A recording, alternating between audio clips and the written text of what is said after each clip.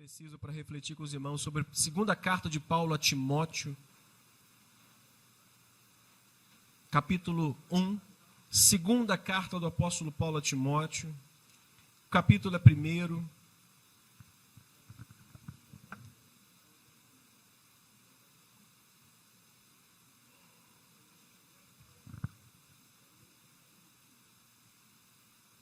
Capítulo 1, verso 1 ao 14. Segunda Timóteo. Vou adiantar, irmãos, porque já são 20 e 28. Paulo, apóstolo de Jesus Cristo, ou de Cristo Jesus, pela vontade de Deus, de conformidade com a promessa da vida que está em Cristo Jesus, ao amado filho Timóteo, graça, misericórdia e paz da parte de Deus Pai e de Cristo Jesus nosso Senhor.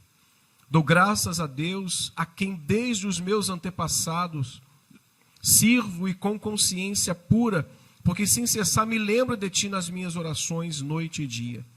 Lembrado das tuas lágrimas, estou ansioso para ver-te, para que eu transborde de alegria pela recordação que tenho ou que guardo da tua fé sem fingimento, a mesma que primeiramente habitou em sua avó Lóide e em tua mãe Eunice, e eu estou certo, Timóteo, de que em ti também habita. E por esta razão, pois, eu te admoesto, que reavives o dom de Deus que há em ti pela imposição das minhas mãos.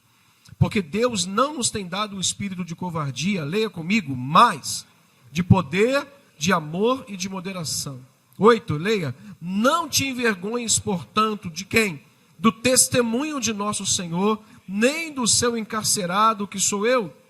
Pelo contrário, participa dos sofrimentos a favor do Evangelho, segundo o poder de Deus, que nos salvou e nos chamou com santa vocação, não segundo as nossas obras, mas conforme a sua própria determinação e graça que nos foi dada em Cristo Jesus, antes dos tempos eternos, e manifestada agora pelo aparecimento de nosso Salvador, Cristo Jesus, o qual não só destruiu a morte, como trouxe à luz a vida e a imortalidade mediante o Evangelho, para o qual eu fui designado pregador, apóstolo e mestre, e por isso estou sofrendo essas coisas.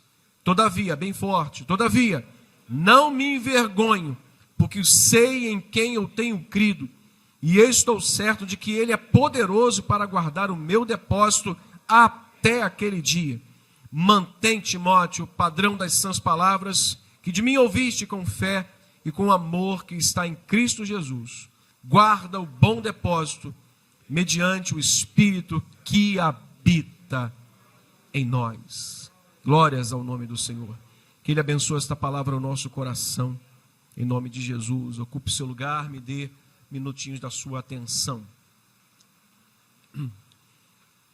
Já perdi a conta de vezes que eu falei sobre as cartas de Paulo a Timóteo, mas saí no domingo daqui, depois de pregar sobre o profeta Amós, uma mensagem tanto quanto pesada, mas para alguns pesada, mas cheia de graça. Falei com um irmão, se Deus quisesse eliminar aquele povo, Ele não enviava o Amós. Ele já tinha eliminado aquele povo. O envio de Amós para mandar por 3 vezes que eles ouvissem a palavra de Deus que tinha dado a eles, é a prova cabal de que Deus é longânimo e assaz benigno. Ele é misericordioso e justo. Ele é um Deus cheio de graça. E Ele não quer ver a morte do ímpio, antes quer salvá-lo. E eu saí daqui, me deparei com situações pós-culto, e pós-culto é algo que alimenta a gente para o culto depois. E quantas pessoas eu percebi na segunda, vários gabinetes, que estão como se o combustível da sua fé, da sua vida, da sua caminhada, estivesse se acabando. Quantas pessoas a gente percebe, ou talvez você conheça algumas, que estão sem confiança em Deus, estão depositando sua confiança em coisas, em pessoas, mas não em Deus. estão olhando para situações, estão ouvindo situações, estão se abatendo, estão desmotivadas na caminhada cristã.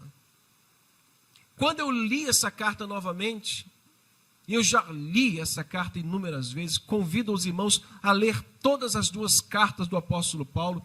Você vai entender 2 faces de Timóteo que Paulo identifica. A primeira você vai encontrar um Timóteo, a segunda você vai encontrar um outro Timóteo. Em ambas você vai encontrar um apóstolo Paulo. E ao escrever essa segunda carta, Paulo está vivendo o pior momento da sua vida e ministério. Paulo está vivendo o pior momento porque ele é prisioneiro em Roma. Perceba que Timóteo não está tão bem, porém Paulo está pior. Paulo está numa situação totalmente aversa de Timóteo. Paulo está preso em Roma. Ele já encarava praticamente a morte como a próxima fase da sua vida. A próxima esquina que ele virasse, ele se depararia com a morte. Então ele está encarando a morte como certa. E pior de tudo, Paulo estava sozinho. Aliás, tinha Lucas com ele. Ele pede para que chame João Marcos, para que ele seja útil, ou seria útil para ele, mas Demas, Alexandre Latoeiro, já tinham abandonado o apóstolo Paulo.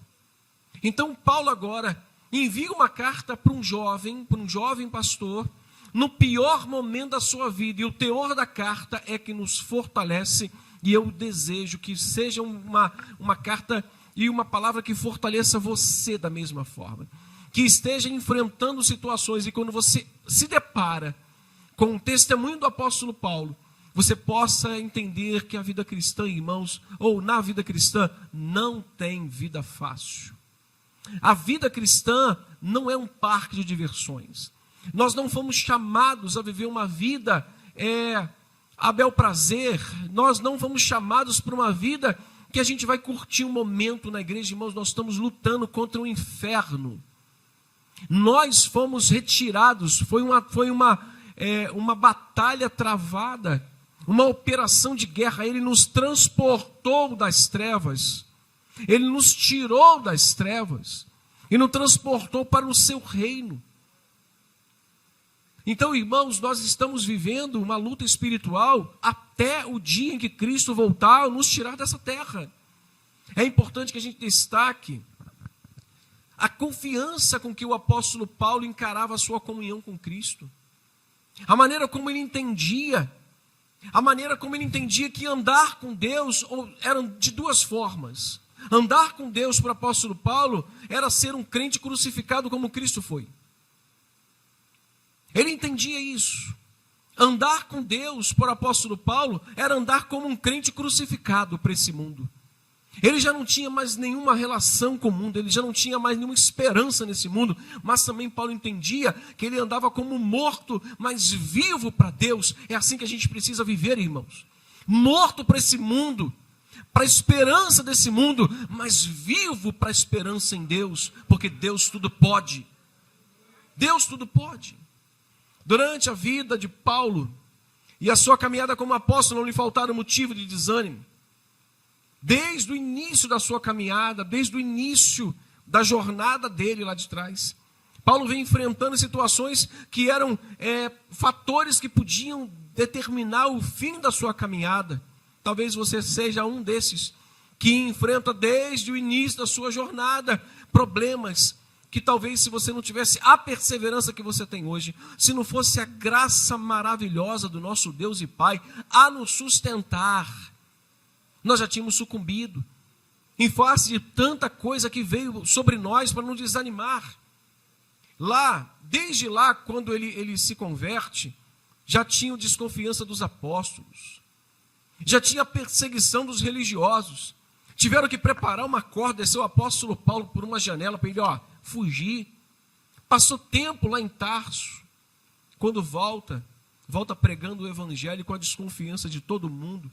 Passa por uma situação na Ásia que ele perde a esperança da sua própria vida, de tanta que era a tribulação que ele enfrentava. Ele disse: agora não tem mais jeito, vou passar para a terra do pé junto. Mas não, irmãos, quando Deus está conosco, a tribulação é somente o fogo que purifica e que refina o ouro para mostrar sua beleza maior e o seu valor maior. Quando o cristão está sendo provado, é como se Deus estivesse tacando fogo para purificar os seus pecados, para purificar a sua vida, para mostrar a beleza do que Deus fez em você pelo poder do Espírito. O que levou o Paulo, então, irmãos, a não desistir da sua caminhada, o que fez ele não desistir foi a convicção que ele mantinha em Jesus. Quantas pessoas me procuram no gabinete, a bispo, aos pastores, aos diáconos, que dizem, eu estou desanimado porque eu estou decepcionado com os homens. Irmãos, gente é gente, povo é povo. Preguei no domingo passado pela manhã e também à noite, falando que aquele povo que estava lá atrás, pegando as suas vestes e jogando no chão para Jesus passar em Jerusalém, e eles cantavam Hosana, Hosana, Hosana, o Deus das maiores alturas. Foi o mesmo povo que depois diz assim, solta-nos Barrabás. Queremos Barrabás, não queremos Jesus, solta-nos Barrabás. Gente é gente, povo é povo, irmãos. Não olhe para as pessoas, olhe para Jesus. Senão você vai paralisar a sua fé, você vai paralisar a sua vida, você não vai fazer mais nada. E há pessoas, irmãos, não é profecia não, tá? Deus não me revelou nada aqui, mas eu creio que há pessoas extremamente talentosas aqui entre nós. Pessoas que já subiram aqui para pregar, não aqui, mas que já pregaram a palavra de Deus. São pregadores, são professores, são mestres, são músicos. Pessoas que têm um talento para evangelizar. Gente, para sair na rua, para falar do amor de Cristo para as pessoas, tem que ter dom. Não é entregar folheto, senão tu vai trabalhar lá para os políticos, ou trabalhar para o segundo turno para alguém aí. Nós não panfletamos, nós evangelizamos, falamos de Cristo para as pessoas. Há pessoas aqui com talentos, mas se decepcionaram. Ah, pastor, não quero mais saber de nada. Queira saber sim, porque Deus não te chamou para você ficar sentado, mas para servir o Senhor. Paulo sabia, irmãos, que era Deus que estava conduzindo sua vida em triunfo, mesmo na atual situação dele. Mesmo na atual situação que ele estava ali agora, preso, encarando a morte como certa e abandonado por quase todos aqueles. Irmãos, um dos principais motivos que tem levado pessoas a desistirem da carreira cristã é a falta de uma maior convicção em Jesus, mas também a queixa de que as coisas não mudam, as coisas não acontecem na sua vida, as coisas, irmãos, as pessoas estão recebendo propostas ou mensagens ou promessas que Cristo nunca fez. Porque as pessoas acabam querendo, é como um grande mercado que tem promoções. Elas procuram os encartes desses mercados e aonde tem a melhor promoção, elas entram para comprar. Isso tem se tornado, sabe o quê? A igreja de hoje. A igreja de hoje é esse grande mercado em que o encarte está na mão de um com o microfone na mão, fazendo anúncio, e os consumidores estão lá. Lá é bom, porque a promoção é boa. Irmãos, isso aqui é vida, mas também é morte. Isso aqui não tem promoção. E as pessoas às vezes acabam desanimando, porque elas apoiam-se em promessas humanas, mas não em promessas divinas, não promessas daquele que não muda. Se Deus um dia nos prometeu, Ele há de cumprir. Mas não se ancore em promessas humanas. Falta isso, irmãos, uma maior convicção em Cristo e deixar de nos queixarmos por aquilo que ainda não recebemos. Irmãos, eu brinco dizendo, se Deus não fizer mais nada na minha vida, Ele já fez tudo. Ele salvou o miserável pecador que era eu. Ele me salvou. E quem me conheceu o Alexandre, morávamos perto um do outro, sabe que Deus fez uma obra maravilhosa. Misericórdia. Então, meus irmãos, se Ele não fizer mais nada, Ele já fez tudo. Então o que falta é isso, uma maior convicção e uma maior satisfação, um contentamento daquilo que Deus já fez sobre a nossa vida. Ao contrário disso, irmãos, Paulo, em meio à grande oposição, demonstra grande alegria e chega a uma conclusão de que havia recebido muito mais do que qualquer aflição que ele pudesse estar enfrentando. Em 2 Coríntios, se você quiser me acompanhar, vá lá, volte um pouquinho o texto, a sua Bíblia, Em 2 Coríntios fica muito claro isso, que Paulo, ele, mesmo em meio a tudo que ele estava vivendo de aflição, ele tem de grande alegria, porque ele entende que o que ele recebeu era rico demais, era valioso. Irmão, olhe para mim, o que você recebeu em Cristo é valioso demais, não despreze, não rejeite, não jogue fora.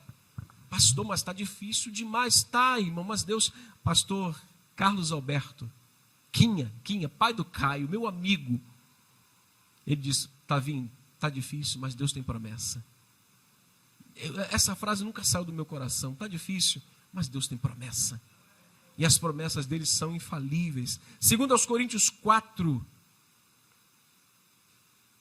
isso fica claro, que em meio a todas as aflições que Paulo podia estar vivendo, ele entende que o que havia recebido de Jesus era maior, era superabundante, sobrepujava o que ele estava enfrentando. Então o que Paulo recebe, que ele entende que é uma riqueza? Versículo 1, ele entende o quê? Pelo que, tendo este ministério, irmãos, Deus deu ministério ao apóstolo Paulo. Determinado irmão dia me procurou e disse assim, pastor, eu queria conversar com o bispo depois, se eu não tiver tempo, o senhor diga para ele. Pois não, irmão, diga para ele que a partir de segunda-feira eu não faço mais parte do ministério. Aí eu disse, vai viajar, vai embora, vai se mudar? Ele, não, pastor, eu estou com um problema seríssimo no meu casamento, não é nada de briga, nada de traição, são conflitos que a gente tem enfrentado, dificuldade, a gente não se entende, mas não tem nada de briga, eu continuo amando, ela me amando e tal. Eu disse, vem cá, meu irmão, deixa eu te fazer uma pergunta clara, rápida. Vai resolver? Vai resolver o problema se você largar o ministério? Vai resolver? Vai virar tudo um mar de rosas? Sua mulher vai passar a ser aquela esposa exemplar e você vai ser aquele marido romântico, o Dom Juan dela? Vai mudar alguma coisa? Se não, larga a mão de ser fresco e vai botar a mão no arado. E está até hoje, graças a Deus. Irmãos, às vezes a gente quer abandonar uma coisa achando que vai resolver, não vai resolver nada. Sabe o que resolve? Vontade e convicção em Cristo, no Senhor, me ajuda. Está difícil, mas põe a tua mão na minha mão. Ele entende que o ministério é a maior riqueza que ele recebeu. Pelo que, tendo este ministério, segundo o quê? Segundo a misericórdia que nos foi dada, não vou desfalecer. Diga comigo, eu não vou desfalecer. Paulo recebeu missão de Deus para cumprir.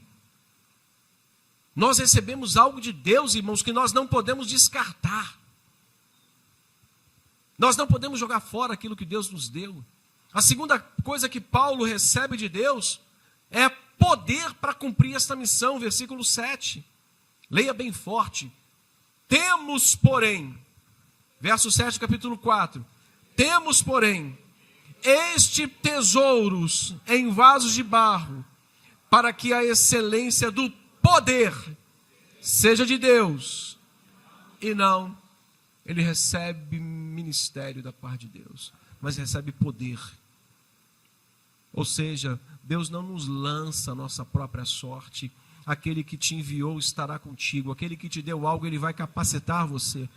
Paulo tinha essa alegria, essa certeza de que as aflições não eram maiores do que aquilo que ele havia recebido. E mais, o tema de hoje, Paulo recebe uma porção de confiança. Irmãos, meu desejo é que Deus hoje te dê uma porção dobrada de confiança.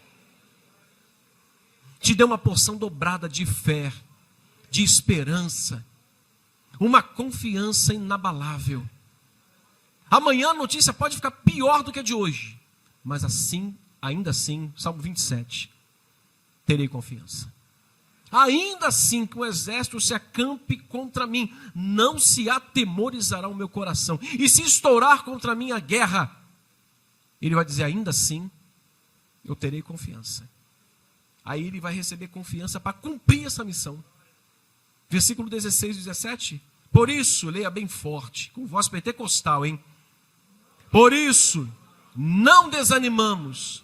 Pelo contrário, mesmo que o nosso homem exterior se corrompa, contudo o nosso interior se renova dia em dia. Por quê? Porque a nossa leve e momentânea tribulação produz para nós um eterno peso de glória acima de toda.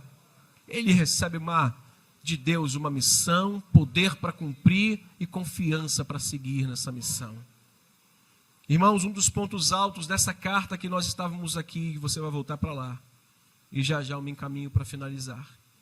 Um dos pontos altos dessa carta é ver claramente que Paulo não se preocupa com ele. Olha as cartas, é por isso que precisa ler as cartas em casa. Olha para as cartas em casa. Um ponto alto da carta é que o apóstolo Paulo está de olho no ministério.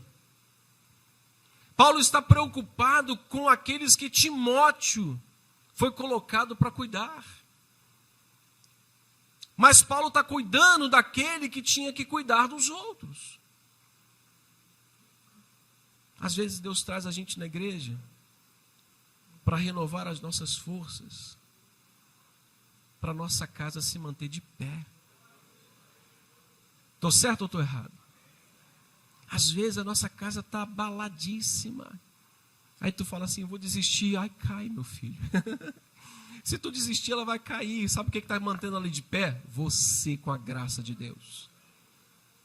Sabe o que está mantendo os filhos hoje na presença de Deus? São as mães que choram, que aconselham, que são chatas. Os pais que são chatos. Isso mantém os filhos ali na presença de Deus.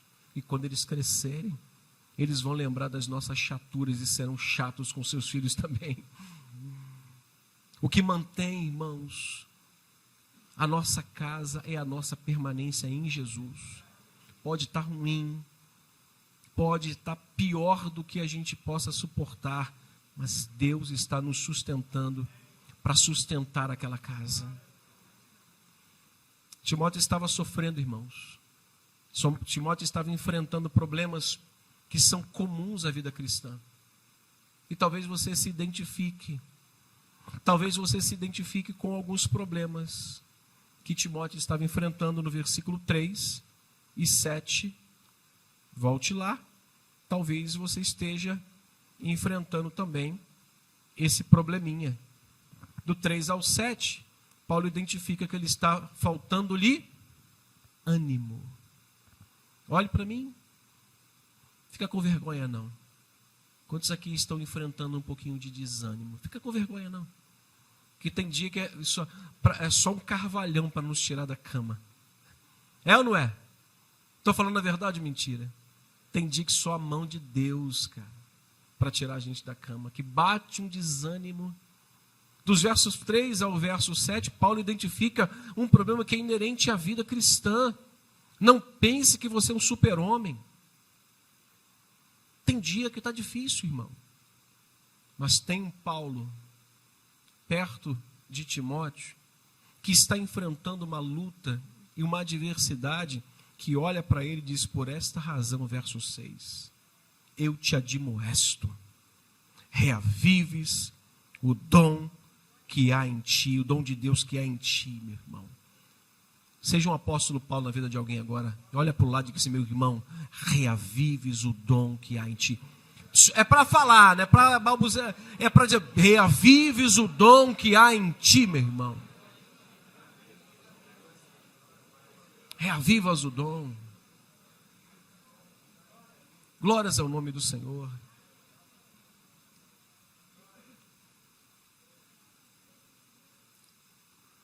Paulo identifica aquele homem. Eu estava conversando com alguém esses dias. E não é uma crítica aos mais jovens, não, por favor, porque eu entendo a luta dos mais jovens, não foi a luta que eu passei quando eu era mais jovem. Os tempos são outros, completamente diferentes. Vocês estão sendo bombardeados por algo que lá no meu tempo, há 50 anos, ou há 30 anos atrás, que eu estou com 50, eu não enfrentava, mas vocês hoje estão enfrentando, com 20, que é essa guerra tecnológica. Essa guerra é cruel, irmãos. E Eu falava para esse irmão, na segunda-feira no gabinete, que eu lamento que esta geração de hoje não viveu as experiências que nós vivemos com Deus lá atrás, sem a influência da tela.